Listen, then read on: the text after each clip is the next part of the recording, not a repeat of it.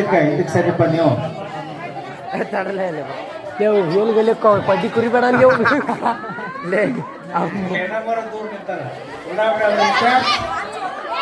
ಎಷ್ಟು ಹಚ್ಬೇಕು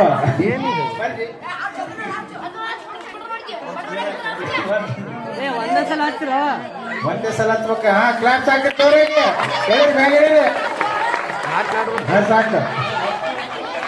ಬಡಿತದಲ್ಲಿ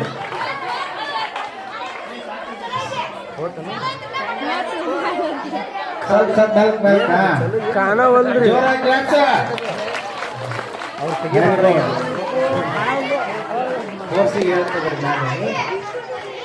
so many people ಇದ್ರಾಗೆ ಒಂದು ಬರ್ಬಿಡು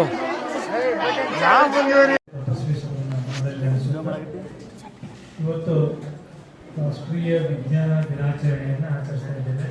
ಇಂಥ ಒಂದು ಅವಿಸ್ಮರಣೀಯ ಕಾರ್ಯಕ್ರಮದಲ್ಲಿ ವೇದಿಕೆ ಮೇಲೆ ಆಸೀನರಾಗಿರುವಂತಹ ಆತ್ಮೀಯ ಸಹೋದ್ಯೋಗಿ ಬಂಧು ಭಗಿನಿಯರೇ ಮತ್ತು ವಿದ್ಯಾರ್ಥಿನಿಯರು, ಇಲ್ಲಿಯವರೆಗೆ ವೈಜ್ಞಾನಿಕ ಮನೋಭಾವವನ್ನು ಬೆಳೆಸುವ ನಿಟ್ಟಿನೊಳಗಡೆ ಪ್ರತಿ ಶಾಲೆಯಲ್ಲಿ ರಾಷ್ಟ್ರೀಯ ವಿಜ್ಞಾನ ದಿನಾಚರಣೆಯನ್ನು ಫೆಬ್ರವರಿ 28ರಂದು ಆಚರಣೆ ಮಾಡಲಾಗಿದೆ. ಇದಕ್ಕೆ ಹಿನ್ನೆಲೆ ಏನು ಅನ್ನೋದು ಕುರಿತಾಗಿ ಈಗಾಗಲೇ ಸಾಕಷ್ಟು ವಿಚಾರಗಳನ್ನು ವಿದ್ಯಾರ್ಥಿಗಳು ಮತ್ತು ಶಿಕ್ಷಕರು ತಂದುಕೊಟ್ಟಿದ್ದಾರೆ.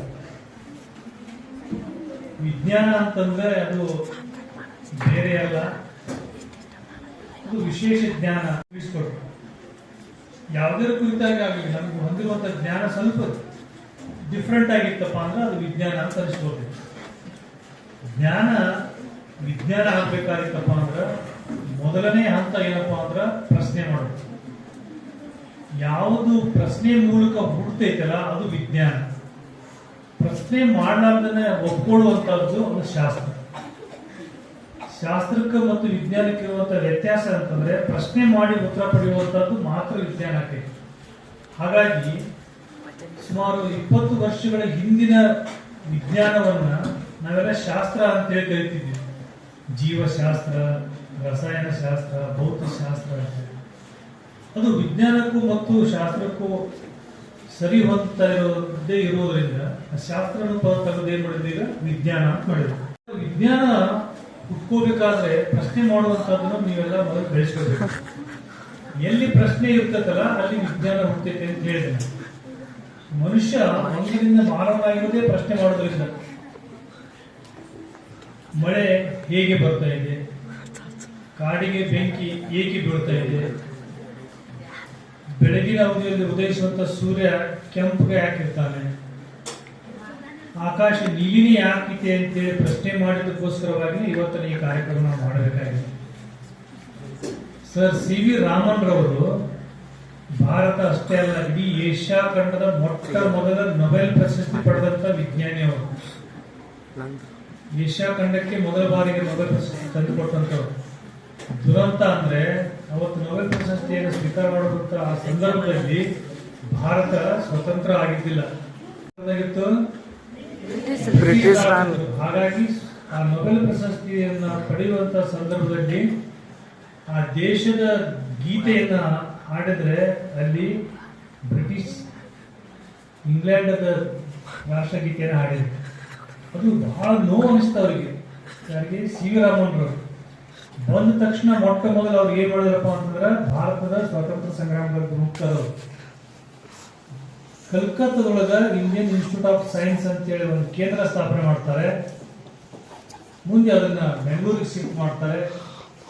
ಅಲ್ಲಿ ಅತ್ಯಂತ ಕಡಿಮೆ ವೆಚ್ಚದೊಳಗಡೆ ಅಣುಗಳಿಂದ ಮಾಡಲ್ಪಟ್ಟಿವೆ. ಆ ಅಣುಗಳು ಏನ್ ಮಾಡ್ತಾವ ಅಂದ್ರೆ ತಮ್ಮ ಮ್ಯಾಲೆ ಬಿದ್ದಂತ ಬೆಳಕನ್ನ ಚದುರಿಸ್ಬಿಡ್ತಾವ, ಡಿವಿಯೇಷನ್ ತಗೊಂಡ್ ಮಾಡ್ತಾವ, ಡೈರೆಕ್ಷನ್ ಚೇಂಜ್ ಮಾಡ್ತಾವ. ಡೈರೆಕ್ಷನ್ ಚೇಂಜ್ ಮಾಡ್ತಪ್ಪ ಅಂದ್ರ ಲೈಟ್ ರೇ ಅದು ಇರುವುದು ಕಲರ್ಲೆಸ್, ಯುನಿಕ್ ಕಲರ್ ಅಂತ ಕರೀತಾರೆ, ವೈಟ್ ಕಲರ್ ಅಂತ. ಆ ಬಿಳಿ ಕಲರ್ ಡೈರೆಕ್ಷನ್ ಚೇಂಜ್ ಮಾಡೋದ್ನಾಗ ಎಷ್ಟು ಎಂಗಲ್ ಚೇಂಜ್ ಆಗುತ್ತೆ ಆ ಎಂಗಲ್ ಮೇಲೆ ಕಲರ್ಸ್ ಗಳು ಕ್ರಿಯೇಟ್ ಆಗ್ತಾವ. ನಮ್ಗೆ ಗೊತ್ತಿರ್ಬೋದು ಸ್ಪೆಕ್ಟ್ರಮ್ ಅಂತ ಬರ್ತೈತಿ. ಆ ಸ್ಪೆಕ್ಟ್ರಮ್ ನಲ್ಲಿ 7 ಕಲರ್ಸ್ ಗಳು ಇರ್ತಾವ. ಇಬ್ಜಯಾರ್ ಅಂತ ಹೇಳ್ತೇವೆ, ವೈಲೆಟ್, ಇಂಡಿಗೋ, ರೆಡ್, ಯೆಲ್ಲೋ ಅಂತೇಳಿ.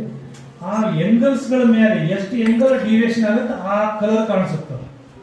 ನಿಜವಾಗಿಯೂ ಅದು ಕಲರ್ ಇಲ್ಲ, ನಾನ್ ಹೇಳ್ತೀನಿ, ಗುಲಾಬಿ ಹೂವಿಗೆ ಗುಲಾಬಿ ಬಣ್ಣನೇ ಇಲ್ಲ. ಎಲಿ ಇದನ್ನ ರಾಮನ್ ಎಫೆಕ್ಟ್, ಇದನ್ನೇ ಕಂಡಿಡಿದ ರಾಮನ್ ಅವರು. ಆಕಾಶದಲ್ಲಿರುವಂತಹ ಧೂಳಿ ಕಣಗಳು ಸೂರ್ಯನ ಬಿಸಿಲನ್ನ ಬೆಳಕನ್ನ ಡಿವಿಯೇಷನ್ ಮಾಡ್ತಾವ.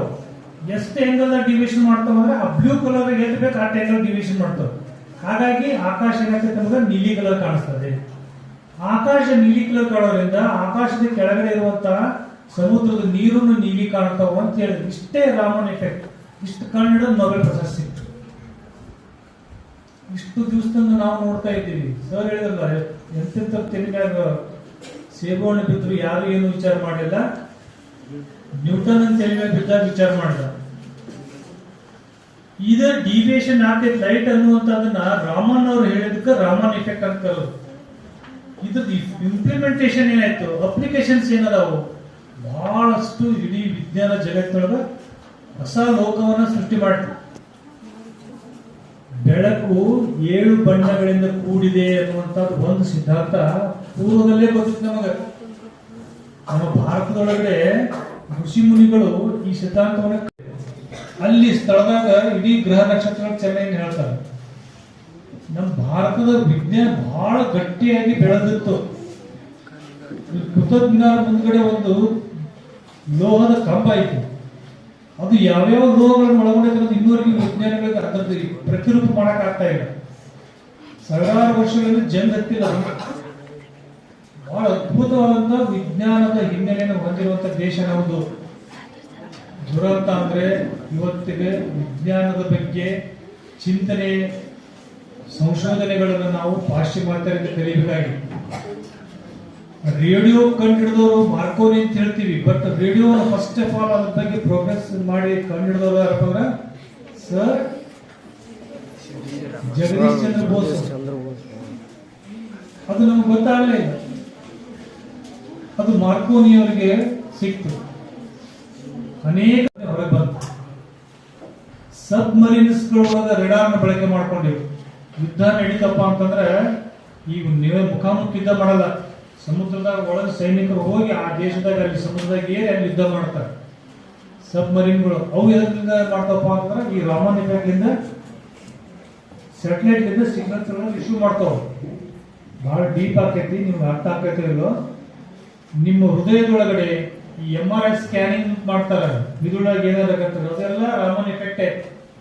ಎಕ್ಸ್ರೇ ಇಲ್ಲಿ ತನಕನು ನಾನು ಮದ್ಯದ ಅಂದ್ರೆ ಡ್ರಿಂಕ್ಸ್ ಮೇಲೆ ರಾಮನ್ ಎಫೆಕ್ಟ್ ಚೆಕ್ ಮಾಡೀನಿ. ಈಗ ರಾಮನ್ ಡ್ರಿಂಕ್ಸ್ ಚೆಕ್ ಮಾಡೋ ಎಫೆಕ್ಟ್ ಚೆಕ್ ಮಾಡ್ಬೇಕು ಮಾಡಿದ್ವಿ ಅಂತಾರ ಕುಡಿದಲ್ಲ. ಬಹಳಷ್ಟು ವಿಜ್ಞಾನಿಗಳು ಇದ್ರ ತಲ್ಲಿಂದ್ರ ಆದಾಗ ತಮ್ಮನ್ನು ತಾವು ಮರೆತು ಬಿಡ್ತಾರೆ. ಎಷ್ಟು ಮರಿತಾರಪ್ಪ ಅಂತಂದ್ರೆ ತಮ್ಗೆ ಗೊತ್ತಿರ್ಬೋದು, ಥಾಮಸ್ ಆಲ್ವಾ ಎಡಿಸನ್ ಅಂತ ಹೇಳಿ ಇಡೀ ಜಗತ್ತಿನೊಳಗ 150ಕ್ಕಿಂತ ಹೆಚ್ಚು ಸಂಶೋಧನೆ ಮಾಡಿ ಪೇಟೆಂಟ್ ಅವರೇ ಸಿಗಲ್ಲ. ಈಗನು ಅವ್ರು ಹೇಗಿದ್ರಪ್ಪ ಅಂದ್ರೆ ಥೇಟ್ ಹುಚ್ಚಿರ್ದಂಗಿದ್ರು.